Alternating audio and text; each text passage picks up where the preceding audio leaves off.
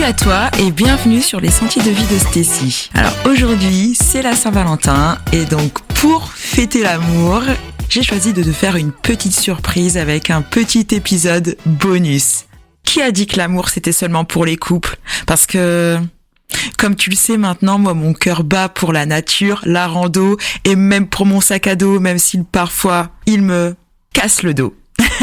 Alors oui, on peut aussi fêter l'amour pour la nature, l'amour envers ses potes, l'amour envers ses enfants, l'amour.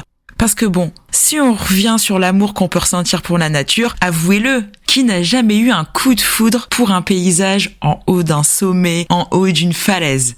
Qui ne s'est jamais senti amoureux face au moment que la nature nous offre ? Qui ne tombe pas amoureux d'un lever de soleil ou d'un coucher de soleil, du bruit des oiseaux au réveil ou même de l'odeur des sous-bois après la pluie ? Parce qu'à vrai dire, on doit bien reconnaître aussi que s'il y a bien quelqu'un ou quelque chose qui ne nous lâche jamais et qui est toujours là, fidèle, c'est bien la nature. Par contre, ouais, c'est vrai, elle nous teste, genre avec des montées à n'en plus finir quand t'es en rando. Mais et alors ?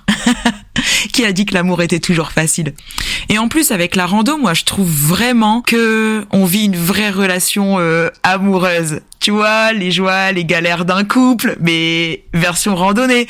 Tu passes par la phase lune de miel avec tes premiers pas sur le sentier, plein d'enthousiasme. Tu te dis waouh, c'est génial, c'est magnifique.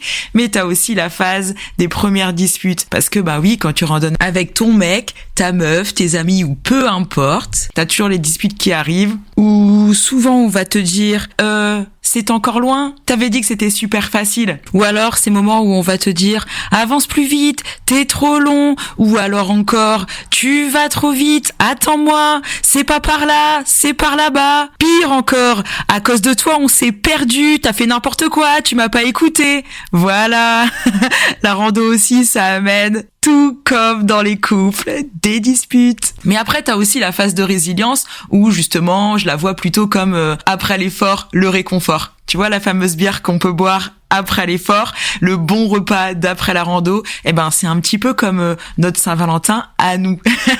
Mais alors du coup, pour la Saint-Valentin, est-ce qu'on randonne solo ou en couple ? Parce que, mine de rien, randonner en couple, c'est quand même un sacré test. Le test ultime, finalement, parce que si tu survis à une rando avec ton mec, ta meuf, tes gosses, de toute façon, dans tous les cas, tu les renieras jamais. Mais c'est quand même vraiment un test pour voir si ton couple, ta famille, tes relations amicales sont vraiment solides. Mais par contre, fêter l'amour et randonner seul, c'est aussi une vraie déclaration envers soi-même. Enfin, je trouve.